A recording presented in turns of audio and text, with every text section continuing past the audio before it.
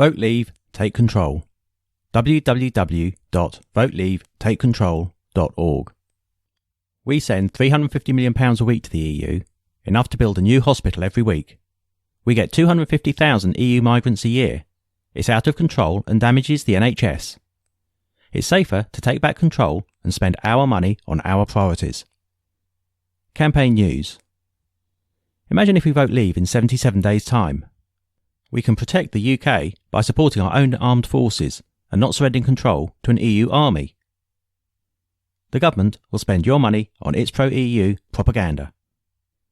The government announced last night that it's going to spend more than £9 million of taxpayers' money sending out a glossy 16-page leaflet to every home in the UK, telling us why they think we should stay in the EU. This is a direct breach of a promise they made in Parliament.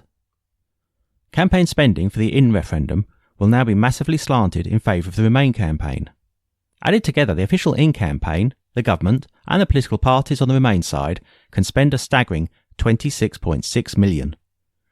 On the Leave side, the maximum amount we can spend is £11.7 million, 2.5 times less. The government knows it's losing the argument, and now they're trying to skew the debate, using misleading facts, discredited arguments, and more than £9 million of your money. We already send more than £350 million a week to Brussels. Why should we be made to hand over more of our taxes to fund government propaganda? We should spend our money on our priorities, like the NHS. This shows what we're up against. The government, the establishment, and their big business backers all want us to stay in the EU at any cost. The In campaign is being funded by US investment banks who crippled our economy. While ordinary companies of all sizes know that the EU makes it harder for them to run their businesses and create jobs.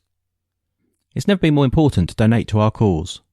Can you show that you're with us by donating just £1 today? Click through and visit our website for details. With the spending limit skewed against us, every penny will make a huge difference.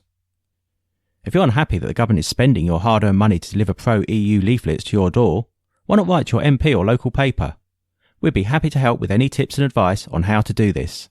Just email supporters@voteleave.uk. PM chases the youth vote.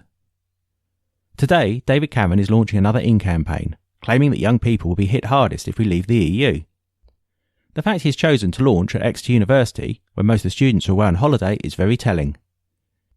Young people across Europe have been betrayed by the EU, which, amongst its many failings, has allowed youth unemployment to climb to catastrophic levels, letting down an entire generation and leaving them with little hope of a promising future in their own countries. That's why lots of students and young voters have been tweeting today telling the Prime Minister, #Don'tPatronise me. If you don't already follow them, check out some of the young activists campaigning for the Leave vote at Students for Britain and Believe. Meanwhile, as we send £350 million a week to Brussels, enough to build a new hospital every week, the government continues to borrow money to pay for our EU membership, forcing the next generation to foot the bill.